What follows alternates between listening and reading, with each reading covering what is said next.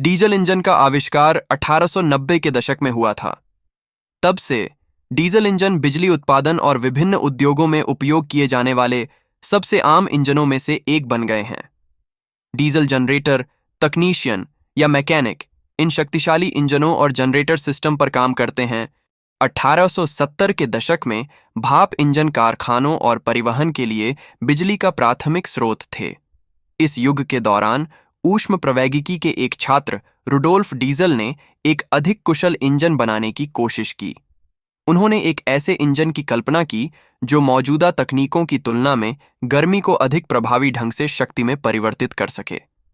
1835 तक डीजल ने अपनी कार्यशाला स्थापित कर ली थी और बेहतर दक्षता के लिए उच्च संपीड़न पर ध्यान केंद्रित करते हुए अपने इंजन को विकसित करना शुरू कर दिया था। रुडोल्फ डीजल को 1890 के दशक में अपने डिजाइनों के लिए पेटेंट मिले। डीजल इंजन का पहला प्रोटोटाइप 1893 में बनाया गया था।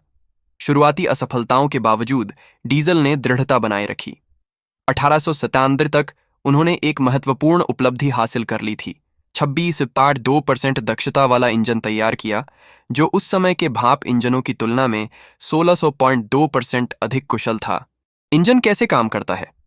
डीजल इंजन 4 स्ट्रोक दहन चक्र का उपयोग करके संचालित होते हैं।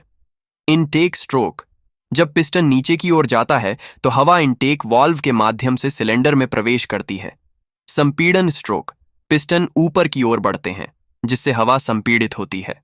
दहन स्ट्रोक: ईंधन को इंजेक्ट किया जाता है और संपीड़ित हवा की गर्मी से प्रज्वलित किया जाता है, जिससे पिस्टन नीचे की ओर धकेले जाते हैं।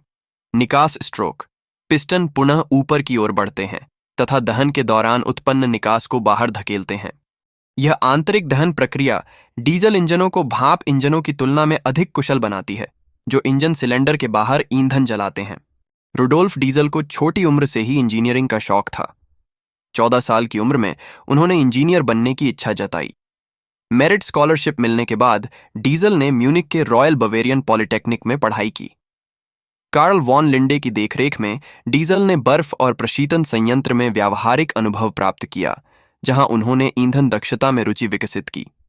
डीजल की कड़ी मेहनत के परिणाम स्वरूप 1893 में उनका पहला प्रोटोटाइप और 1897 में सफल डीजल इंजन का निर्माण हुआ।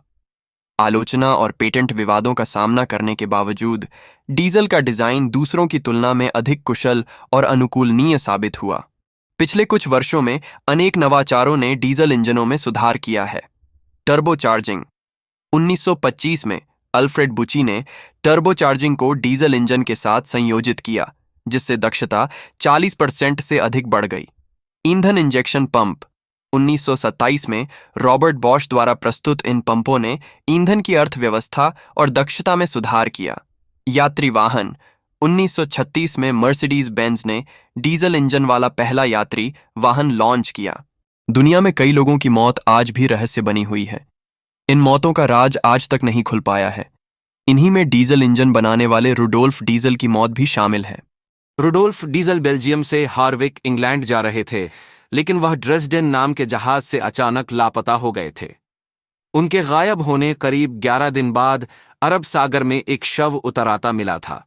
जब इस शव की जांच की गई तो पता चला कि यह डीजल इंजन के आविष्कार करने वाले महान रुडोल्फ डीजल का है। रुडोल्फ 29 सितंबर को गायब हुए थे और उनका शव 10 अक्टूबर को बरामद किया गया था।